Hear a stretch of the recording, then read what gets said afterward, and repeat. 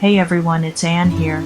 So you've got your permanent residency in Canada. Congratulations. That's a huge accomplishment. Now are you ready to take the next step and pursue higher education? It might seem daunting, but trust me, it's totally manageable with the right guidance.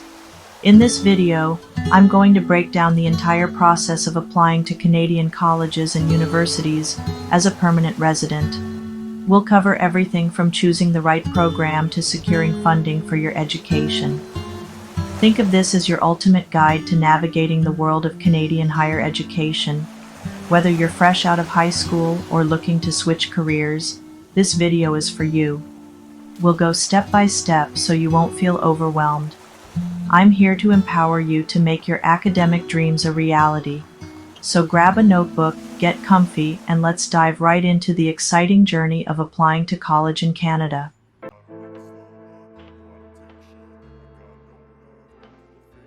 First things first, let's talk about choosing the right program. This is a big decision, so it's important to explore your interests and career goals. What are you passionate about? What kind of job do you see yourself doing in the future? Think about your skills and talents. Are you a creative thinker?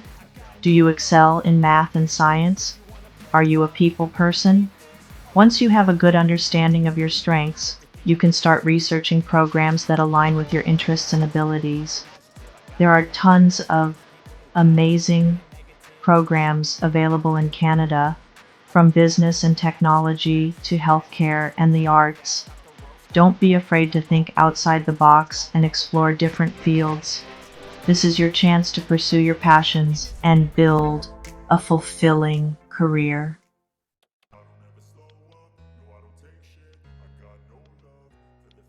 Now that you have some program ideas, it's time to start researching specific schools. Canada has a diverse range of colleges and universities, each with its own unique strengths and areas of focus. Consider factors like location, size, reputation, and campus culture. Do you thrive in a bustling city environment, or do you prefer a quieter, more close-knit community? Think about the learning environment that suits you best. Some schools are known for their hands-on, practical approach, while others emphasize theoretical knowledge. Look into the faculty and research opportunities within your chosen field. Are there renowned professors or cutting-edge labs that pique your interest? Remember, the right school for you is one that aligns with your academic aspirations and personal preferences. Take your time, browse through school websites, attend virtual open houses, and reach out to current students to get a feel for campus life. This is an exciting step in the process, so enjoy exploring your options.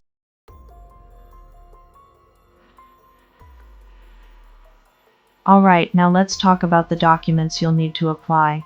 Don't worry, it's not as overwhelming as it sounds. As a permanent resident, the most important document is, of course, your proof of PR status. Make sure you have a clear copy of your permanent resident card, as you'll need to submit this with your application. Next, you'll need your academic transcripts. This includes your high school diploma or equivalent, as well as any post-secondary transcripts if you've attended college or university before. If your previous education was outside of Canada, you might need to get your transcripts assessed for equivalency. Some programs might also require standardized test scores like the SAT or ACT. However, many Canadian institutions are moving away from these exams, so double-check the specific requirements for your chosen program. And don't forget about language proficiency.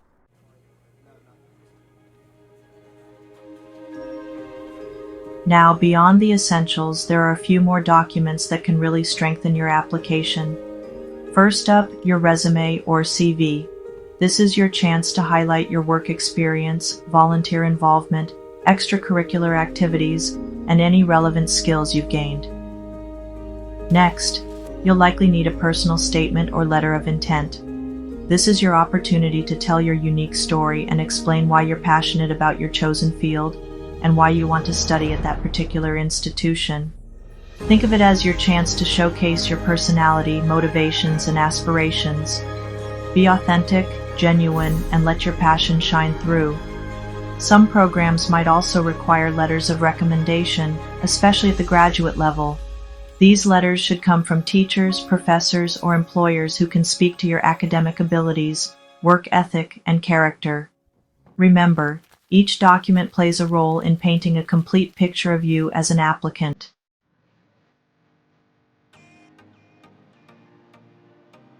Alright, you've picked your program and gathered all your documents. Now it's time to tackle the application itself. Most Canadian colleges and universities have moved their application process online, making it super convenient. You'll usually find a dedicated Apply Now or Admissions section on their website. Some schools might use a centralized application portal for multiple institutions, especially in provinces like Ontario. These portals streamline the process, allowing you to apply to several programs with a single application. Pretty neat, right? Keep in mind that whether you apply directly through the school or a portal, you'll need to create an account to start your application. Once you've started your application, take your time filling it out accurately and completely. Double-check all the information you enter, like your personal details, program choices, and contact information. Trust me, you don't want to delay the process because of a typo. And finally, before hitting that submit button, make sure you pay the application fee. This fee is usually non-refundable, so ensure you're fully committed to the programs you're applying to.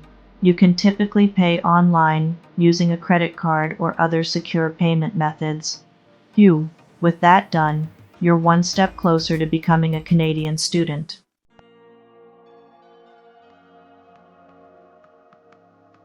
Speaking of commitment, pay close attention to application deadlines. Canadian colleges and universities usually have different deadlines depending on the program and the intake season, fall, winter, or summer. Missing the deadline could mean postponing your studies for a whole semester. So mark those dates on your calendar or set reminders. Once you've submitted your application, celebrate. You've put in a lot of work. Most institutions will send you a confirmation email acknowledging receipt of your application. This email might also include your student ID number or application ID, which you'll use to track your application status. While waiting, it's a good idea to check your email and the application portal regularly for updates. Some schools might contact you for additional information or documents. Staying proactive shows your enthusiasm and ensures a smoother application process. Now, the waiting game begins. I know it's nerve-wracking, but try to be patient. Admissions decisions usually take several weeks, sometimes even a couple of months. In the meantime, you can start researching potential scholarships or bursaries to help fund your education. Every bit counts.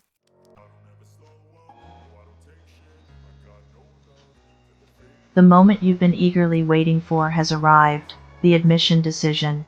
This is usually communicated through an email, but some schools might still use traditional mail.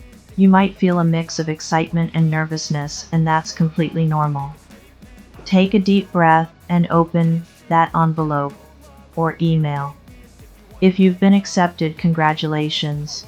You'll receive an official offer of admission or letter of acceptance, outlining the program you've been admitted to, any conditions you need to meet, like submitting final transcripts, and the next steps to secure your spot. It's a tangible representation of all your hard work paying off. However, if you receive a conditional offer, don't panic. This just means you need to meet a few more requirements before your admission is confirmed. This could be anything from achieving a specific GPA in your current studies to providing additional documentation. The offer letter will clearly outline these conditions and give you a time frame to meet them. Now, in some cases, you might be waitlisted. This means the school is impressed with your application but has limited spots available. You're on a waiting list in case other applicants decline their offers. While it's not a guarantee, it's still a positive sign, so don't lose hope just yet.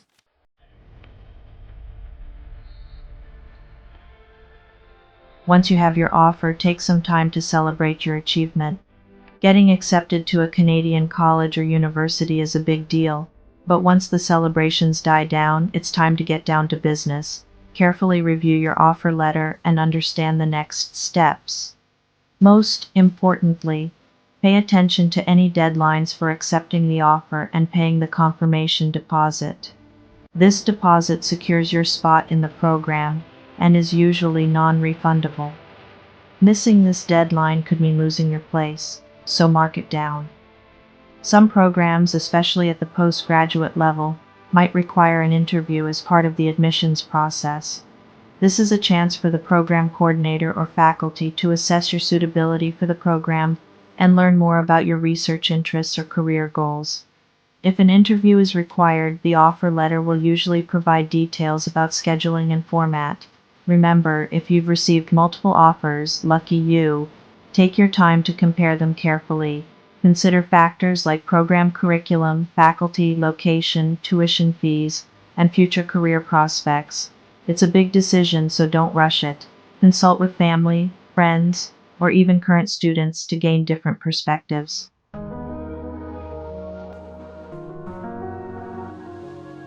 So, you've received your acceptance letter. Congratulations. Now let's talk about funding your education.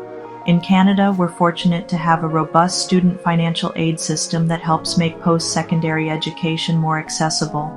One of the most common ways to fund your studies is through student loans. Student loans are offered by the federal and provincial or territorial governments and are designed to cover tuition fees and living expenses while you study. Think of it as an investment in your future. The best part? You don't have to start repaying these loans until after you graduate and start earning an income. Each province and territory has its own student aid program, so the application process and loan terms may vary slightly, but don't worry, we'll guide you through it. Generally, you'll need to be a Canadian citizen, permanent resident, or protected person, and you must be enrolled in a designated educational institution and program. To give you an example, let's say you're studying in Ontario. You'd apply through the Ontario Student Assistance Program, or OSAP. They offer a mix of grants, which you don't have to repay, and loans. It's definitely worth exploring all your options.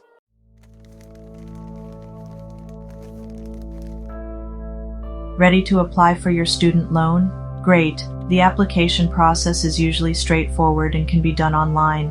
You'll need to gather some documents such as your social insurance number, your offer of admission, and proof of income for you and your parents or guardians if you're considered a dependent student. Once you have all your documents ready, head over to your province or territory's student aid website and create an online account. You'll then fill out the application form, providing information about your personal details, program of study, financial situation, and any other relevant details. Be sure to double-check all the information you enter to avoid any delays in processing your application. After submitting your application, be patient. It usually takes a few weeks for the government to review your application and assess your eligibility. They might contact you if they need any further information or documentation. It's a good idea to check your online account or email regularly for updates. If your application is approved, congratulations. You'll receive a notification of assessment outlining the amount of funding you're eligible for, the breakdown between grants and loans, and the disbursement dates. This notification will also provide instructions on how to accept your funding and any further steps you need to take.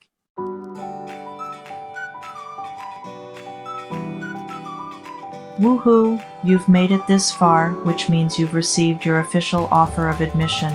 Congratulations! That's a huge accomplishment. Now it's time to lock in your spot and officially become a student. This usually involves heading to the college or university's website and registering for your courses. Remember those course selections you made way back when you first applied? Well, now's the time to finalize them. You'll be able to browse the course catalog, see what's available for the upcoming semester, and pick the classes that work best for your schedule and program. Keep in mind that some programs have specific course requirements for each semester, so double check that you're choosing the right ones. Once you've selected your courses and finalized your timetable, it's time to officially enroll. This usually involves a few clicks online and a payment confirmation for any fees associated with registration. And there you have it. You're officially enrolled. Now take a moment to celebrate because you've just taken a major step towards your academic future.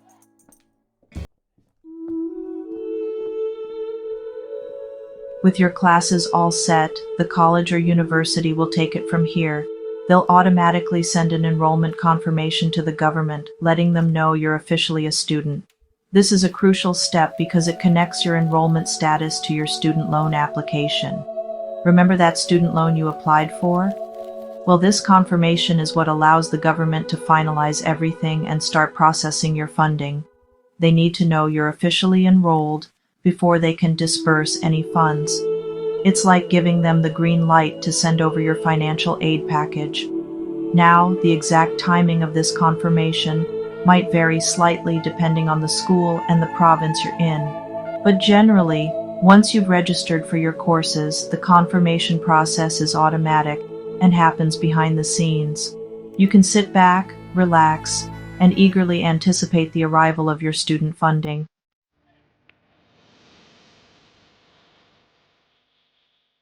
Okay, let's talk about the moment you've been waiting for, getting that student funding. Once your school has confirmed your enrollment, the government will review your loan application one last time, and if everything checks out, give it the official stamp of approval. You'll likely receive a notification letting you know the good news. You've officially been approved for your student loan and/or grant. Now, the funds won't magically appear in your account overnight. It takes a bit of time for the money to be dispersed. Most provinces aim to send out funds a little before classes start, ensuring you have money for tuition, books, and living expenses right from the get-go. How you receive the money depends on your province and the specific arrangements with your school. Some provinces deposit the funds directly into your bank account, while others might send the money directly to your college or university to cover tuition fees first.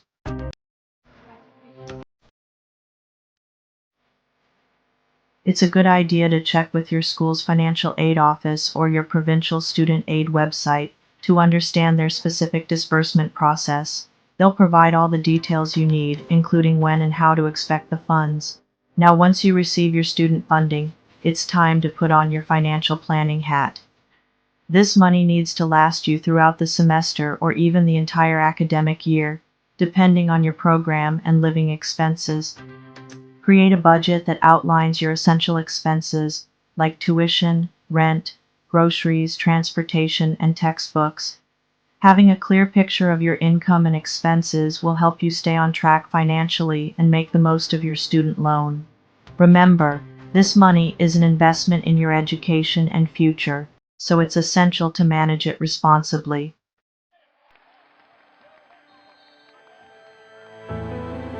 And that's it. I hope this guide helps you navigate the process of applying to college or university and getting a student loan as a Canadian PR. It's a journey with several steps, but with careful planning and preparation, you'll be well on your way to achieving your academic goals. Remember, each province and institution might have slight variations in their processes and deadlines, so always double-check the specific requirements and procedures on their official websites. If you encounter any bumps along the way or have questions, don't hesitate to reach out to the school's admissions office or your provincial student aid program. They're there to help you. If you found this video helpful, give it a big thumbs up and subscribe to my channel for more informative content about life in Canada. And as always, feel free to drop any questions you have in the comments below. Thanks for watching and good luck with your studies.